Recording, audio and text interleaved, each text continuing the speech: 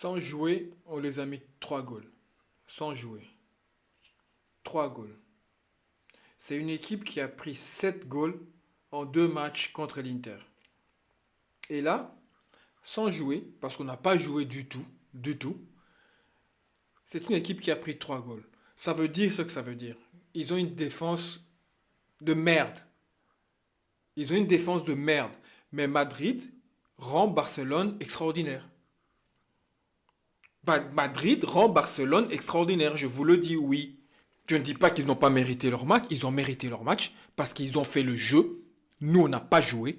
Eux, ils ont joué au football. Nous, on n'a pas du tout joué. Ils ont mérité leur foot. Mais c'est Madrid qui les rend extraordinaires. Je vous rappelle que sans jouer, Madrid a réussi à mettre 3 goals. Mbappé a fait un triplé à Montjuic, moi je ne sais pas trop quoi, dans un classico. Donc, ils ont une défense de merde. Si Madrid daignait seulement de jouer, pour lancer Mbappé en profondeur, il faut bien sortir la balle. Il faut sortir la balle. Et puis tu le lances en profondeur. Dès que tu as une ouverture, tu le lances en profondeur. C'est là où on sera plus dangereux. C'est là où normalement on devrait être le plus dangereux. C'est pas en balançant de balles vers l'avant. Ils sont en train de balancer des balles vers l'avant. Eh, excuse-moi, nous, on n'a pas de Marcus Thuram dans notre équipe. Hein. Vous avez vu Mbappé essayer de gagner le deuxième ballon. Vous l'avez vu? Vous avez vu la manière dont il saute, il donne le dos? C'est quand même pas compliqué. Il joue au piège de hors-jeu. Ça fait 4 matchs. 4 matchs qui jouent le même jeu. 4 matchs des joueurs professionnels, un entraîneur professionnel qui a gagné des tas de Ligue des Champions. Je l'adore, mais là, j'en peux plus. Et on n'arrive pas à déjouer ce piège d'hors-jeu. Mais bordel. Il n'y a pas moyen de faire un faux appel. Tu lances Mbappé quand la défense elle monte. Tu lances Bellingham derrière. Je sais pas, mais enfin, notre meilleur joueur dans l'équipe, c'est qui encore? Rappelez-moi un peu le nom. Tous mes amis là qui regardent la vidéo là, qui me disaient ouais non tu déconnes et tout. Et c'est quoi? Vini quoi? Vinicius Junior. Il a pris une leçon de football aujourd'hui par Yamal. Yamal lui a donné une leçon de football. Que dans le foot, il n'y a pas que tu prends la balle et tu fonces devant. Yamal aujourd'hui, hyper serré, il a changé son jeu. Il a évolué. Il a changé de la manière de jouer. Il est parti à gauche, il est revenu à droite. Il a été dans l'axe, il est parti à droite. Il a changé. Il n'a plus fait les 1 contre un. Parce qu'il a vu que ça ne passait pas. Il a changé sa manière de jouer. Vinicius, il a fait quoi dans ce match? Il a fait quoi? Dites-le moi. Il a fait quoi? Je n'arrête pas de vous dire que ce joueur-là doit quitter le Real. Au lieu de vendre Rodrigo, le joueur à vendre, c'est Vinicius Junior. Il a eu son moment de gloire, le 2 Ligues des Champions. Un avec Benzema, grâce à Benzema, et un deuxième, ok, grâce à lui si vous voulez, il a été bon, monstrueux, tout ce que vous voulez. D'accord, il a fait, c'est fini. Moi je vous le dis aujourd'hui, c'est fini parce que Vinicius n'a qu'une seule façon de jouer. Et les adversaires l'ont compris. Et les adversaires, c'est tellement facile maintenant de bloquer Vinicius. Son jeu est stéréotypé. C'est pas possible. Vous avez vu la liberté que Rafinha avait. Tout seul. Tout seul. Vinicius, aucun débordement, aucun face-à-face. Pas de. Oui, ouais, je me dis, ouais, mais il a fait 2 passes décisives. Il a fait 2 passes décisives. Vous croyez vraiment en 90 minutes, on en a pris 4. Il a fait 2 passes décisives, d'accord, on en a pris 4. Mais les 2 passes décisives ne comptent plus. À partir du moment où on perd les matchs, tes passes décisives que tu as fait ne comptent pas. Ça compte plus. Tu dois faire autre chose dans le match.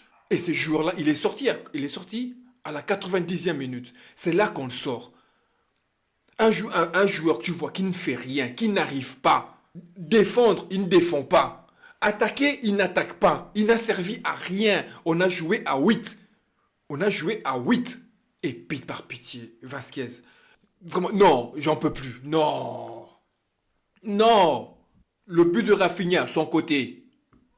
Espace libre, son côté. Perte de balle. On dirait un Benjamin. Vous avez vu la force avec laquelle Rafinha lui a pris la balle. Vous avez vu l'agressivité avec laquelle Rafinha lui a pris la balle? C'est ça un classico. C'est comme ça qu'il faut jouer.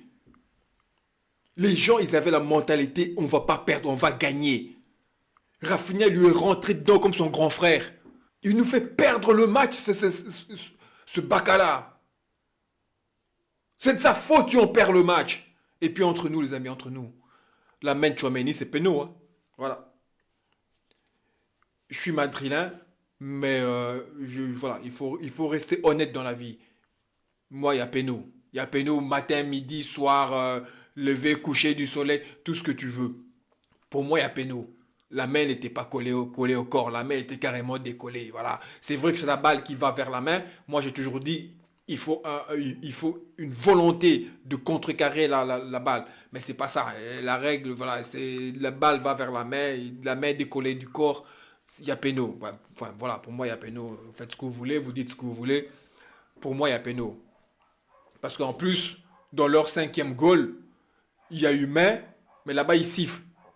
Et que la main de Pénaud, il ne siffle pas. Alors, faut rester cohérent. Si tu siffles pas la main de Pénaud de Barcelone, il faut pas siffler la main non plus du cinquième goal. Je suis désolé. Voilà. Ça, c'était la petite parenthèse pour rester honnête. Donc voilà, j'espère vraiment que Vasquez, voilà, tu vas partir. Voilà, j'espère que tu vas partir. Voilà. On va pas renouveler ton contrat parce que tes pieds ne suivent plus. Tes pieds ne suivent plus. Non seulement à la course, tu ne suis plus. Et en plus, même tes pieds, ils savent même plus lequel est gauche, lequel est droite. Eux-mêmes, ils savent déjà pas. Eux-mêmes, ils se trompent. Ils disent, je suis à gauche ou je suis à droite. Tu te mêles les pieds. Non, désolé. C'est incroyable. Incroyable. Incapable de faire le jeu. Incapable de faire le jeu. Incapable de sortir la balle convenablement. Pour lancer Mbappé et Vinicius, il faut pouvoir sortir la balle proprement. Se créer un espace pour pouvoir les lancer. C'est comme ça qu'on allait être dangereux. C'est comme ça qu'on allait les battre. Je suis sûr et certain que si on sortait la balle convenablement et qu'on créait une ouverture pour lancer Mbappé et Vinicius en profondeur, on allait les battre. Mais non, en balançant des balles. En plus, l'autre, il est venu en conférence de presse. Ancelotti, il dit, le système qu'on a mis en place en regardant le match de l'Inter, c'est cela. Si les joueurs l'appliquent, on va gagner. C'était ça ton système. Balancer des balles devant à Mbappé à Vinicius. C'était ça ton système. C'est le même jeu que tu as fait à la finale de Coupe du Roi. Balancer des balles. C'est le même jeu que tu as fait à la finale de la Super Coupe d'Espagne. Balancer des balles vers l'avant dans le dos de défenseurs. En espérant qu'on gagne le deuxième ballon. Incroyable, incroyable. Il y a un manque de qualité technique criant. Si tu n'as pas vu ça, tu es un fou. Arrête de regarder les matchs parce que tu regardes les images, c'est tout. En défense, il y a un manque de qualité technique effroyable. Une équipe digne de ce nom, avec cette cuisson, qui a gagné 15 Ligues de Champions, 36 Ligas, une équipe de première division, une équipe d'élite, qui n'arrive pas à sortir la balle en 90 minutes. Tu vas me dire que ouais, mais il n'y avait pas Modric pour conserver la balle et tout. Ouais, mais vous avez votre Ceballos que tout le monde ici disait ouais, Ceballos, il est rentré, il a fait 2-3 matchs, tout le monde ouais, Ceballos. Le joueur qu'on voulait tous le voir dégager du club, là, et que moi j'ai toujours voulu qu'il dégage du club. Tout le monde a crié Ceballos. Il a fait quoi? Rien du tout. C'est le vieux Modric, quand il est rentré, il a commencé à conserver la balle au milieu de terrain. Il a commencé à distribuer. Tous les changements d'aile, ça n'arrivait pas. Ça n'arrivait pas. C'est un joueur barcelonais qui récupérait la balle à chaque fois. Alors c'est ce qu'il fallait faire. C'est ce que l'Inter a fait. Quand ils étaient tous acculés vers la gauche, ils changeaient d'aile carrément de l'autre côté. Parce qu'il y avait un espace monstrueux. Ils n'arrivaient même pas à faire les changements d'aile. Oui, Kroos n'est plus là. Ben oui. On a tous pleuré ici. Ouais, il faut que Arda joue. Il faut que Arda joue au milieu de terrain. À quoi ça sert de mettre Arda au milieu de terrain? C'est pour balancer de balles dans le dos de la défense. Si tu t'en sers pas de Arda pour sortir la balle proprement de la défense et et jouer les transitions vers les attaquants. À quoi ça sert de mettre Arda? Ça sert à quoi? Sors Arda, mais Rodrigo, mais Brahim. Ça sert à rien de mettre Arda si tu ne joues pas avec lui. Et Brahim, là aussi, il faut qu'on parle. Hein. Ouais, il faut qu'on parle. On parle de Valverde et on parle de l'autre ailier gauche, là, et j'en peux plus. Et j'en peux plus. L'autre qui part, il centre. Le gars, il centre. Mais il n'y a personne. Mais il centre. Là, tu vois bien qu'il n'y a personne. Tu vois bien que quand tu pars, il n'y a personne. Y a personne. Si Mbappé n'arrive pas et Vinicius n'arrive pas, il n'y a personne. Parce qu'il n'y a personne qui va aller dans l'axe. Mais lui, il centre quand même. J'en peux plus. Ouais, Fran Garcia, j'en peux plus. Mais on parle de la Brahim. Il a fait quoi? Il est rentré, il a fait quoi? Rien du tout. Rien du tout. Rien de bon. C'est en fin de saison que Ancelotti, lui, trouve maintenant l'idée de génie de commencer à lancer des jeunes. Oui, le petit jeune qui a raté le dernier goal. Qu'est-ce que tu veux l'en vouloir? Tu peux pas l'en vouloir. Son premier match en équipe première dans un classico important où tu perds 4-3. Le petit, il a la balle de match sur lui, il la rate. Je peux pas l'en vouloir. Mais tu attends le dernier match, vers les derniers, pour commencer à lancer des jeunes. Pourquoi? Pourquoi mettre Vinicius dans ce match? Bon, ok, on peut le mettre parce que voilà, quand il est dans un bon jour, ça va. Mais à partir du moment où tu vois que le premier mi-temps, 45 minutes, il n'a rien fait, à part une passe D, il n'a rien fait. Quand la deuxième mi-temps démarre et que tu vois que pendant 15-20 minutes, il ne fait quand même rien, sors-le! Sors-le, prends Rodrigo, mets-le à gauche, qui est sa place de préférence. Rodrigo a le même jeu que Yamal. Il n'est pas aussi bon que Yamal, mais il a le même jeu que Yamal. Ils savent, les deux, jouer avec les autres. Ils savent construire un jeu. Vinicius ne le sait pas. Arrêtez avec ce Vinicius, putain, arrêtez avec lui. Le gars, il est mauvais. Il n'a pas de QI de football. Je suis désolé, ce gars est pas bon. Il prend la balle, il va vers la ligne, il déborde. S'il arrive à faire ses gris-gris là, à dribbler, il fait la... Ok, tant mieux. Mais combien de fois sur un match il arrive? Combien de fois? Yamal, quand il a la balle, il ne fait pas des gris-gris inutiles. Il ne dribble pas inutilement. Il ne fait pas des trucs de sombrero. Yamal est efficace. Ses dribbles sont efficaces, utiles, au bon moment. Sauf que l'autre n'a pas le QI de football. En 4 matchs. 4 matchs contre Barça. 4 défaites. Ok? Et on n'est pas arrivé à annuler leur piège du hors-jeu. En 4 matchs. Ni l'entraîneur, ni les joueurs. Alors ce qui m'énerve encore le plus, c'est le joueur qui est en face de la ligne défensive barcelonais et qui arrive, on arrive à le piéger. Donc il les voit alignés, mais il part avant. Ça m'énerve. C'est une faute professionnelle, je suis désolé. 4 matchs, 4 défaites. 4 matchs. Les 2 derniers, bon d'accord, on va dire que vous avez un peu sauvé l'honneur. Enfin, sans jouer, vous mettez 3 goals. Sans jouer, parce que là, vous n'avez pas joué du tout.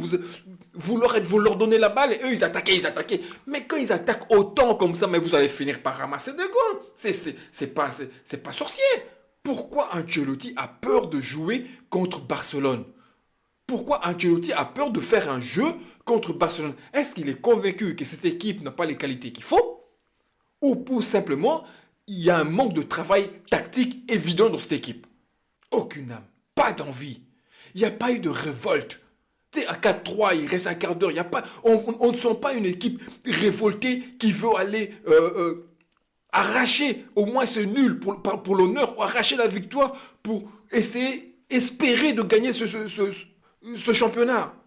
Pas de leader pour réveiller les autres. Il n'y a pas. Bellingham qui court à gauche et à droite, qui est partout et n'importe où. Il n'y a personne qui ne respecte rien.